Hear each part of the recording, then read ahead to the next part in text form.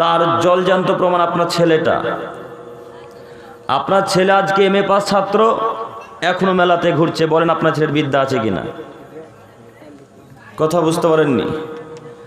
আপনার ছেলে BA pass ছাত্র, আপনার ছেলে এখনো বাজারে ঘুরছে। বলেন আপনার ছেলের বিদ্যার কোনো মূল্য আছে কিনা? কথা কি বুঝে আসছে?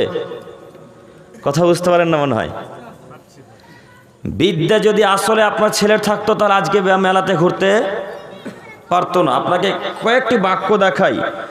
আমাদের নবী মুহাম্মদ সাল্লাল্লাহু আলাইহি সাল্লাম যখন কোরআন তেলাওয়াত করতেন, তখন আবু জাহেল, আবুল আহাব, উতবা, বড় বড় যারা কাফের, তারা ছেলেদেরকে, গ্রামের ছেলেদেরকে বলতো, এই ওই দেখো মোহাম্মদ ওখানে কোরআন তেলাওয়াত করছে, যাও তোমরা মোহাম্মদের কাছে গিয়ে জোরে চেঁচামেচি করো, যাও তোমরা মোহাম্মদের কাছে গিয়ে জোরে কথাবার্তা বলো, যেন মোহাম্মদের কোরআন আর পাড়া প্রতিবেশীকে শুনতে না পায়, আর যেন মোহাম্মদের তেলাওয়াত